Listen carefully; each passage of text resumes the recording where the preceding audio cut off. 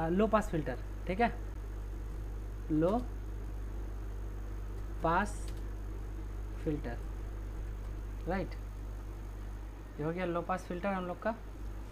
अब चलो, ये हो गया लो पास फिल्टर, है ना। अब लो पास फिल्टर इसमें देखो दो टाइप से हो सकता है, लेकिन हम लोग सिर्फ इन्वर्टिंग टाइप पढ़ेंगे, ठीक है। लो पास फिल्टर कौन सा, इन्वर्टिंग टाइप। ऑप एम्प दो टाइप का होता है ना, इन्वर्टिंग नॉन इन्वर्टिंग, तो हम लोग इन्वर्टिंग टाइप वाला को देखेंगे, राइट। सबसे पहले मस्त एक फिगर बना इसका, फिर उसका हम लोग गेन निकालेंगे हर किसी का। तो एग्जाम में भी जब क्वेश्चन आएगा तो उसका गेन और कट ऑफ फ्रीक्वेंसी निकालने बोला जाएगा, तो हम लोग उसी को अभी निकालेंगे। तो सबसे पहले एक मस्त तरीके से हम ऑप एम्प ड्रा कर देते हैं। तो चलो एक ऑप एम्प बना लेते हैं हम लोग अच्छा से। ये रहा ऑप एम्प, ये रहा एक इनपुट, ये रहा एक इनपुट, ये क्या है, इसका रेफरेंस पॉइंट है, और ये इसका आउटपुट है ना। अब बाकी चीज़ें बना देते हैं। बाकी चीज़ों में क्या होता है, अब इसका मेन कॉन्फ़िगरेशन बनाते हैं। तो ये यहाँ तक होगा इनपुट में, ये तो इसको ग्राउंड कर देगा, राइट। चलिए इसको ग्राउंड कर देते हैं। सादा सादा तुम लोग ही बना लो तो ज़्यादा हेक्टिक नहीं होगा। और फिर यहाँ पे ये होगा दो टाइप से, एक ये बनेगा और एक बनेगा इसी का पैरेलल में, ठीक है। ये और एक बनेगा इसी का पैरेलल में। अब बाकी चीज़ को हटा देते हैं यहाँ से। यहाँ पे बनेगा एक रेजिस्टेंस, यहाँ बनेगा कैपेसिटर, यहाँ बनेगा एक रेजिस्टेंस, यहाँ इनपुट, और बाकी चीज़ें जैसे हम वो लिख देते हैं। तो यहाँ पे देखो लो पास फिल्टर जब भी बनाना है इन्वर्टिंग टाइप यहाँ से हटा देते हैं, कहीं और लिखते हैं ना, यहाँ पे थोड़ा सा ये दिक्कत दे रहा है। लो पास फिल्टर ये इन्वर्टिंग टाइप लिख देते हैं यहाँ पे, इन्वर्टिंग टाइप, ठीक है। अब क्या है, जब भी लो पास फिल्टर बनाना है तो कैपेसिटर रेजिस्टेंस ऊपर होगा, कैपेसिटर नीचे होगा, ठीक है। और यहाँ पे एक रजिस्टर होगा, और यहाँ पे हम लोग इनपुट डालेंगे। अब ये मेरा इन्वर्टिंग है, तो इनपुट किस में जाता है, इन्वर्टिंग में, नेगेटिव टर्मिनल में। ये इसको कुछ लिखने का नीड नहीं है, इसे रहने दो। और ये मेरा आउटपुट वोल्टेज हो गया V0। ये इनपुट वोल्टेज क्या है मेरा, Vin, है ना। फिगर क्लियर है सबको, दिख रहा है साफ साफ। अब चलो फिगर का आगे का चीज़ निकालते हैं। अब एक बात बता, हमको इसका गेन निकालना है। तुम गेन निकालने के बाद ही इसका बाकी डिटेल्स निकाल पाओगे, ठीक है। तो एग्ज़ाम में भी गेन ही निकालने आएगा इसका। तो अब बताओ ये कौन सा ये है, ये कौन सा फिगर है, इन्वर्टिंग टाइप का, इन्वर्टिंग है ना। तो इन्वर्टिंग का गेन को हम लोग क्या लिख सकते हैं, इन्वर्टिंग का गेन V0 बाई Vin, और ये क्या होता है, V0 और Vin क्या होता है, ये ऊपर वाला रेजिस्टेंस, यानी हम इम्पीडेंस लिख रहे हैं क्योंकि यहाँ पे मेरा कैपेसिटर भी है, ठीक है। तो फीडबैक वाला इम्पीडेंस डिवाइडेड बाय इनपुट वाला, यानी Zin, ठीक है। अब देखो ये तो मेरा गेन होता है, इसको हम लोग क्या लिखते हैं, gain. Output by input he gain होता है ना। अब इस सब का वैल्यू लिख लेते हैं। इसका कैपेसिटर का C है, इसका है R, इसका RF नाम लिख लेते हैं क्योंकि फीडबैक रजिस्टर है, जनरल Rin है। अब एक बात बताओ, ये तो इम्पीडेंस है, अब इम्पीडेंस पैरेलल में है, तो इम्पीडेंस पैरेलल में कैसे, तुमको क्या करना है गेन निकालने के लिए, impedance of feedback path upon input. तो इनपुट तो साफ साफ है R है, लेकिन इसका इम्पीडेंस तुमको कैलकुलेट करना पड़ेगा। तो इसका इम्पीडेंस कैसे कैलकुलेट करोगे, पैरेलल में है, तो पैरेलल में रेजिस्टेंस क्या होता है, पैरेलल में रेजिस्टेंस क्या होता है, ये क्या हो जाएगा, -RF पैरेलल विथ। अब देखो ये इम्पीडेंस हम डायरेक्टली तभी कैलकुलेट कर सकते हैं जब ये मेरा पूरा लाप्लास डोमेन में हो। तो लाप्लास में हम लोग कैपेसिटर को क्या लिखते हैं, 1/SC। तो कैपेसिटर को हम लोग लाप्लास डोमेन में क्या लिख सकते हैं, 1/SC।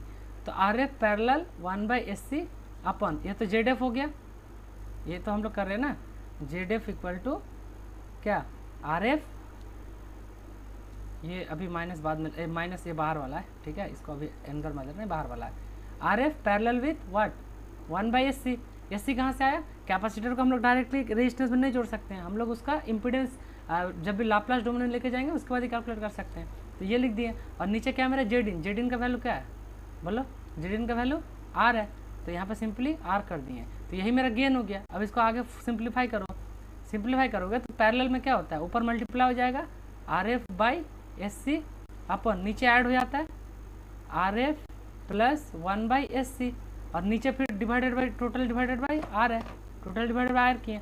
अब इसको फर्दर कैलकुलेट करो, इसको फर्दर कैलकुलेट करोगे तो क्या बचेगा, बोलो ऊपर क्या बना R F by S C, और नीचे क्या बनेगा आर तो एक बाहर आएगा ही, और इसको जब कॉमन लोगे तो यहाँ बनेगा are F S C upon S C. अब एस सी यहाँ से कैंसिल होगा कि नहीं, ये वाला नीचे वाला एस सी, नीचे वाला एस सी, बचा ये वाला पार्ट है ना।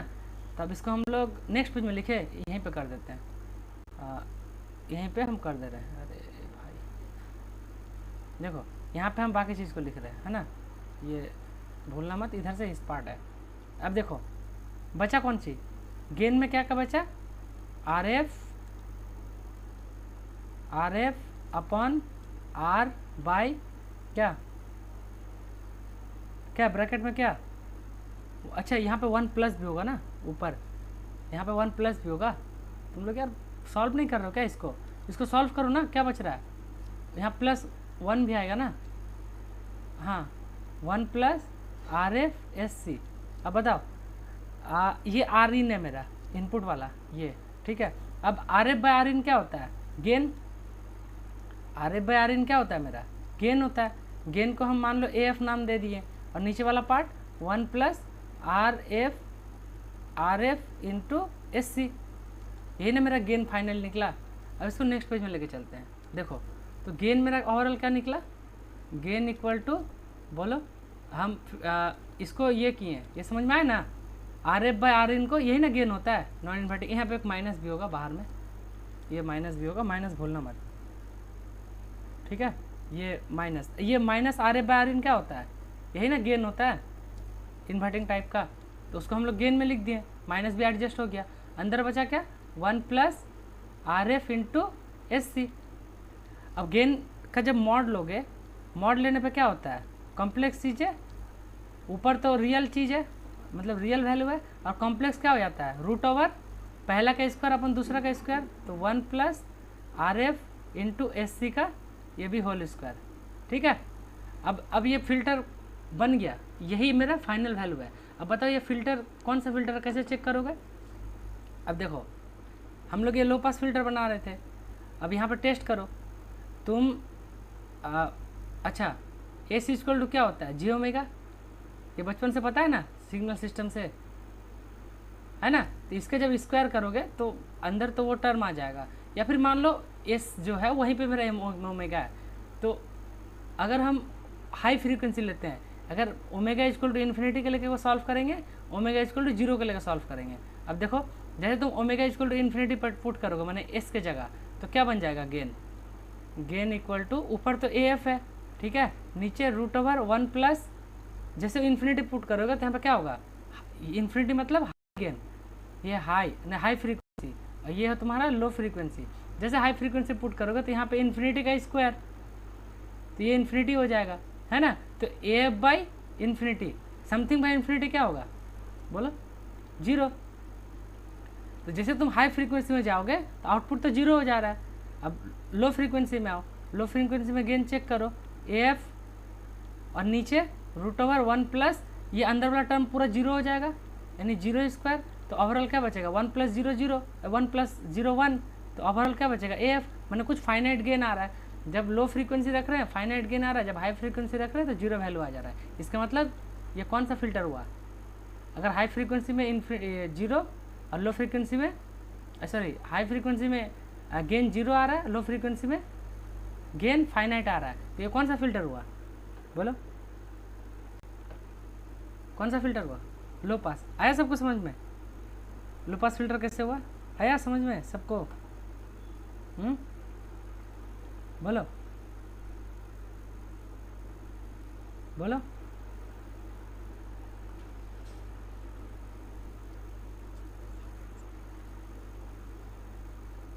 लास्ट में मतलब कौन जगह,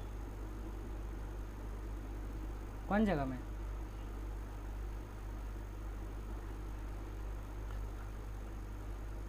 हाँ तो फाइनाइट वैल्यू मिला ना, जब यहाँ पे हाई फ्रीक्वेंसी डालोगे, मैंने इन्फिनिटी जीरो पुट कर रहे हो, तो ये एस की जगह तुम जीरो पुट करोगे तो ये पूरा टर्म जीरो हो गया, तो बचा सिर्फ वन, तो एफ बाई वन क्या हो गया, एफ ही हो गया। तो जब तुम लो फ्रीक्वेंसी में जा रहे हो, जीरो डाल रहे हो, तो तुमको फाइनाइट वैल्यू मिल रहा है, जब हाई डाल रहे हो तो जीरो मिल रहा है ना, इसका मतलब ये लो पास फिल्टर है। ओके परफेक्ट, चलो समझ में आ गया, सही है। और इसका एक ग्राफ हम बनवा देते हैं, है ना। इसका ग्राफ कैसे बनाओगे, कट ऑफ फ्रीक्वेंसी का ग्राफ वो बना देते हैं। कट ऑफ फ्रीक्वेंसी कैसे बनाओगे, देखो एक दो एक्सिस बना दिए। बनाने के बाद ऊपर में लिखना गेन, यहाँ पे क्या लिखना, गेन, इधर हो गया मेरा गेन, और यहाँ पे लिखना कट ऑफ फ्रीक्वेंसी FC, और ये तो मेरा टोटल फ्रीक्वेंसी है। अब शुरू में क्या था, जब सबसे लो वैल्यू में, जीरो वैल्यू पे गेन क्या था, AF, जैसे जैसे आगे बढ़ रहे थे उसके बाद ये जीरो हो जा रहा था। इसका मतलब ये कट ऑफ फ्रीक्वेंसी कहाँ होता है, जहाँ पे AF का वैल्यू 1/√2 टाइम्स हो जाता है।